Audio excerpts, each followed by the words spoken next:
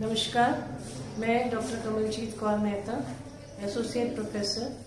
Department of home science, government girls college, Nepal city. आज आपके साथ जिस विषय पर चर्चा करने जा रही हूँ वो विषय है नवजात शिशु के आगमन की तैयारी। अभी तक हमने जो है लास्ट वीडियो में मैंने आपसे प्रसवता के बारे में बात की थी, यानी कन्फाइनमेंट क्या होता है, कब प्रसव नज़दीक है और प्रसव के क्या लक्षण होते हैं और उसमें क्या बॉडी में चेंजेस आते हैं जिसमें कि गर्भवती स्त्री को ये मालूम चले कि अब उसको जो है सहायता बुलानी है और या उसको हेल्प की ज़रूरत है। तो इन सब के बारे में और कितने तरह के प्रसव होते हैं, प्रसव के क्या कारण होते हैं, प्रसव पीड़ा जो होती है उसके क्या कारण होते हैं, इन सब के बारे में हमने पिछले वीडियो में डिटेल में पढ़ा। और अभी जो हम बात करेंगे वो ये है कि नवजात शिशु के आगमन की तैयारी, यानी नवजात क्योंकि पूरी प्रेगनेंसी पूरी होने वाली है, प्रेगनेंसी का जो अवधि है गर्भावस्था की वो पूरी जब होने वाली है, तो उससे पहले हमें मेंटल और फिजिकल दोनों तरह की प्रिपरेशन की ज़रूरत होती है। मेंटल प्रिपरेशन ये है कि अब प्रसव का समय नज़दीक आ रहा है तो उसके लिए किस तरह की तैयारी, किस तरह की प्लानिंग की ज़रूरत है। और दूसरा जो फिजिकली जो बात मैंने की उसका ये अर्थ है कि फिजिकली जो उसकी बॉडी तो रेडी हो ही रही है प्रसव के लिए, लेकिन उसके आसपास के जो सराउंडिंग्स हैं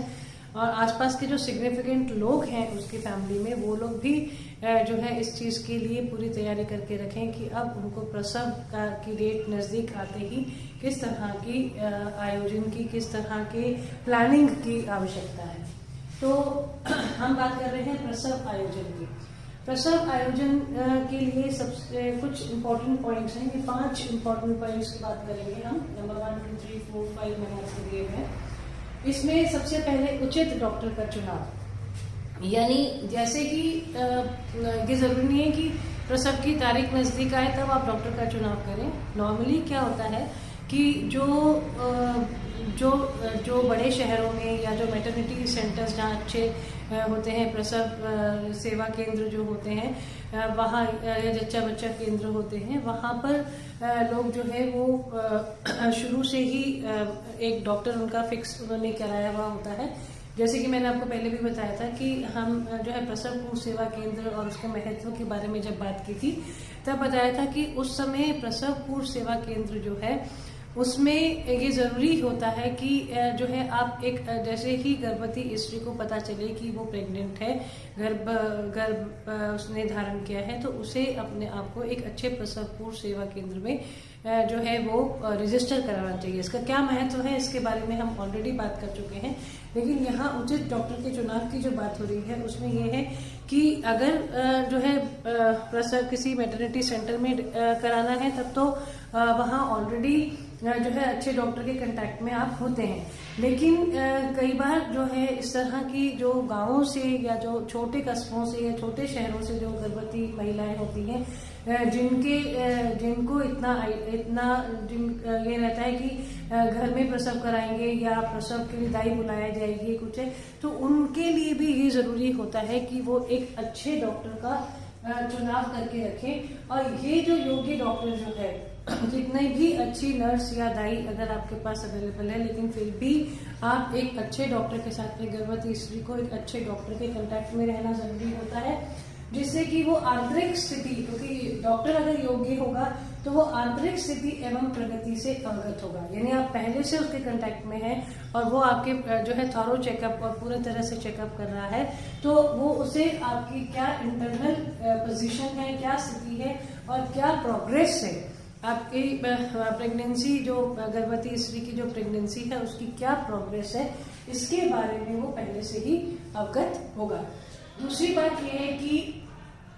जो है अगर कहीं असामान्य प्रसव की बात हुई, यानी कि जैसे हमने पहले भी प्रसव की जो बात की थी, प्रसव के प्रकार और कारण, उसमें मैंने आपको बताया था कि कई बार असामान्य प्रसव की भी बात होती है, यानी कि शल्य चिकित्सा से भी या लास्ट मोमेंट पर भी चेंजेस आ जाते हैं बॉडी में, तो उन सब के लिए भी यदि एक उचित डॉक्टर के संपर्क में, एक आप योग्य डॉक्टर के संपर्क में अगर आप रहते हैं तो ये जो है आपके प्रसव को और ज़्यादा सुरक्षित बनाता है। ठीक है। दूसरी बात जो प्रसव आयोजन के लिए है वो ये है कि प्रसव के लिए स्थान का निर्धारण करना बहुत आवश्यक है। यानी कहाँ पर आप प्रसव कराना चाहते हैं। प्रसव जो है वो हॉस्पिटल्स में, बड़े गवर्नमेंट हॉस्पिटल्स में भी होता है, सामुदायिक और प्राइवेट हॉस्पिटल्स में भी लोग बड़े शहरों में कराते हैं। लेकिन छोटे शहरों में जैसे जो है कस्बों में सामुदायिक केंद्र होते हैं, जो कम्युनिटी सेंटर्स होते हैं, या जच्चा बच्चा केंद्र होते हैं, या प्रसव पूर्व सेवा केंद्र होते हैं, जो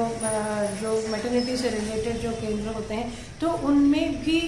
जो है ये प्रसव कराया जाता है। लेकिन अभी भी जो है काफ़ी परसेंटेज हमारे गाँव में लोगों की जो मानसिकता है वो ये है कि घर में प्रसव आसानी से कराया जा सकता है, ऐसा वो मानते हैं। इसके लिए वो अच्छी दाई और अच्छी नर्स की व्यवस्था जो है वो करने का प्रयास करते हैं। तो ये बहुत ज़रूरी होता है कि इस चीज़ को देखा जाए कि जो है प्रसव के लिए स्थान क्या रहेगा। और इसमें जो आपके एग्जाम में कई बार क्वेश्चन आता है कि घर में प्रसव कराने के क्या लाभ और हानियां हैं, और हॉस्पिटल में प्रसव कराने के क्या लाभ और हानियां हैं, इसके बारे में पूछा जाता है।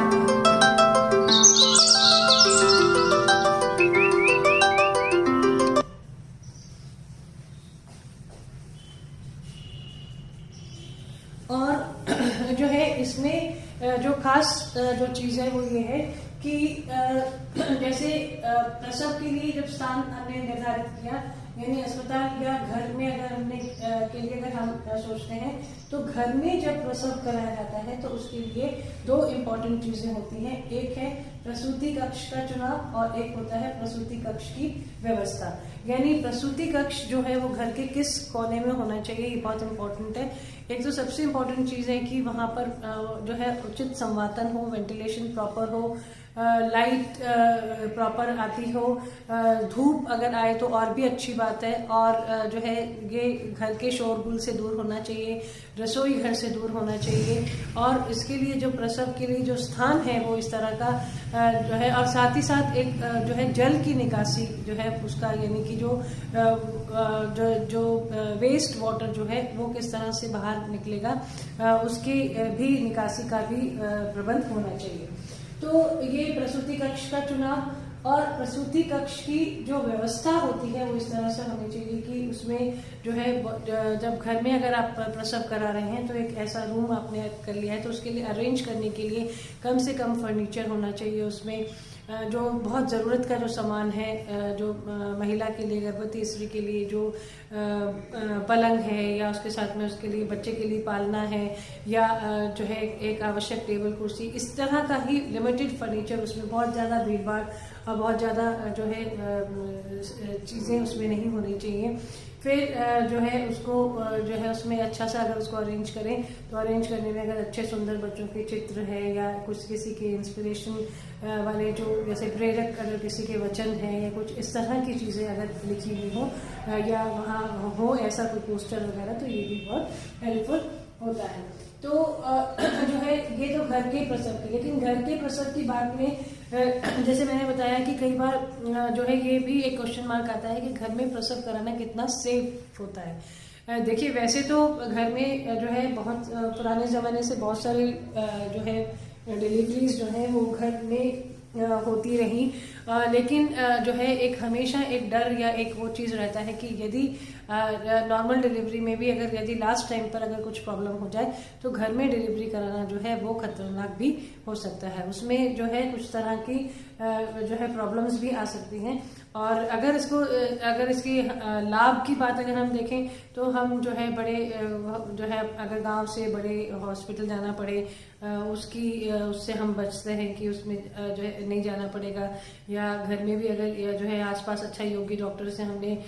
ऑलरेडी सब कुछ कराया हुआ है, चेकअप कराया हुआ है, और हमारी नर्स भी प्रशिक्षित है, दाई भी प्रशिक्षित है, तो जो है इस तरह की प्रॉब्लम नहीं आती है। लेकिन अभी आज की जो समय है उस समय में अधिकतर ये कहा जाता है कि प्रसव जो है वो हॉस्पिटल में या मैटरनिटी सेंटर में कराया जाना ही सही होता है। फिर जो है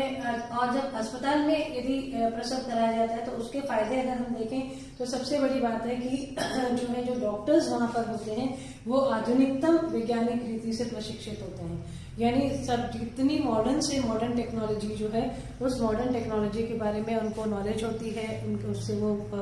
ट्रेंड होते हैं, और कितनी भी तरह की कोई भी कॉम्प्लिकेशन या किसी भी तरह की कोई इस तरह की विकट स्थिति अगर आ जाए तो उसको उस स्थिति से वो सामना कर पाने में सक्षम होते हैं। दूसरी बात यह है कि उनके जो साधन होते हैं वो भी वैज्ञानिक साधन होते हैं, अनुभवी होते हैं, विशेषज्ञ होते हैं, क्योंकि जो हॉस्पिटल्स में इतने सालों से जो इस तरह के जो उसमें डॉक्टर्स काम करा रहे होते हैं डिलीवरी का, तो उनको बहुत तरह का एक्सपीरियंस और बहुत तरह का अनुभव होता है, जो किसी भी जटिल से जटिल प्रसव में जो है हेल्पफुल हो सकता है। और तो जो है अस्पताल में अगर हम डिलीवरी करा रहे हैं तो उसके लिए हमें ये 3 चीज़ों की आवश्यकता पड़ती है। एक तो धन, यानी आपको धन की व्यवस्था, आपके पास पहले से उचित धन की व्यवस्था होनी चाहिए। उसको प्रेग्नेंट लेडी को जो है उचित सवारी से जो है उसको यानी कैसे कब उसको प्रॉपर आपके पास में ऐसे कन्वेंस हो जिससे कि उसको पेन्स या जो प्रसव पीड़ा है वो स्टार्ट होते ही उसको जो है मूव किया जा सके, उसको हॉस्पिटल में शिफ्ट किया जा सके। और उससे पहले जो है आप शिफ्ट करने से पहले जो सारी सामग्री है जो कि बच्चे के लिए भी चाहिए होगी और प्रसूता के लिए चाहिए होगी, वो सारी सामग्री का एक बैग जो है वो प्रॉपर बैग पूरा तैयार करके और रखना चाहिए। फिर हम आते हैं जो थर्ड जो इस प्रसव आयोजन की जो बात है उसमें प्रसूता हेतु आवश्यक वस्त्र एवं वस्तुएं, यानी प्रसव के लिए बहुत सारी चीज़ों की आवश्यकता पड़ सकती है। जैसे अगर आप हॉस्पिटल में प्रसव कराने जा रहे हैं तो उसमें प्रसूता की जो है उसके लिए सैनिटरी पैड्स हैं और मिडवाइफरी थ्रेड है। जो हॉस्पिटल में कराए जाते हैं उसमें तो काफ़ी सारी चीज़ें वहीं मिल जाती हैं, लेकिन फिर भी उसके जो कपड़े हैं मौसम के अनुसार जो वस्त्र आदि हैं और उसके जो सैनिटरी पैड्स हैं और इस तरह की चीज़ें जो हैं वो घर से ही तैयार करके जाने में मितव्यता भी रहती है और जो है एक सेफ्टी भी रहती है कि आपको वहाँ पर ऐसी चीज़ों के लिए कहीं और जो है रोम अबाउट ना करना पड़े। लेकिन जो है क्योंकि जो बहुत बड़े खर्चीले जो शहरों में जो हॉस्पिटल्स होते हैं उसमें तो सभी ज़्यादातर जो सामान है वो वहाँ पर अवेलेबल होता है। लेकिन ये जो आवश्यक वस्त्र और वस्तुएं इकट्ठे करने की बात है, ये उन स्त्रियों के लिए है जो कि छोटे शहरों में कस्बों में रहती हैं और जिनको कि वहाँ पर शिफ्ट होना है सामुदायिक केंद्र में, तो ये सारा इंतजाम उनके पास होना चाहिए। उसके बाद भी नवजात शिशु के लिए जो आवश्यक वस्त्र और वस्तुएं हैं, जैसे नवजात शिशु के लिए कैसी बेडिंग रहेगी, किस तरह का आप उसके लिए अगर वहाँ कॉट अवेलेबल नहीं है या क्रिप या जो है पालना अवेलेबल नहीं है तो किस तरह के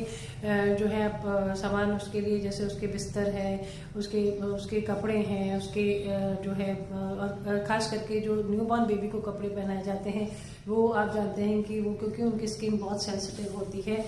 किसी भी तरह के एलर्जी या इन्फेक्शन से, तो वो पुराने कपड़ों में से बनाकर और उनको जो है अच्छे से धोकर डिसइंफेक्ट करके और ये सब तैयार करके रखने चाहिए। फिर जो बच्चे के जो पोतड़े जिसको हम कहते हैं या जो जिनको हम ये जो उनके जो इस तरह के जो लोअर नैपीज वगैरह जो होती हैं वो भी बहुत अच्छी एब्जॉर्बेंट नैपीज जो है वो घर की बनी हुई अच्छे कपड़े की और डिसइंफेक्ट करके तैयार किए जाने चाहिए। वस्त्र और मौसम के अनुसार झबला, फ्रॉक, स्वेटर और मौसम के अनुसार ही बच्चे के ऊपर जो उसको ढकने वाले कपड़े हैं उनकी तैयारी की जाती है। वो सब भी जो है और उसमें पहले से तैयार करके रखना चाहिए जिससे कि लास्ट मोमेंट पर किसी भी तरह की कोई प्रॉब्लम ना हो। और लास्ट पॉइंट इसमें जो है वो ये है कि व्यय का अनुमान और आवश्यक धन की व्यवस्था, क्योंकि ये जो है एक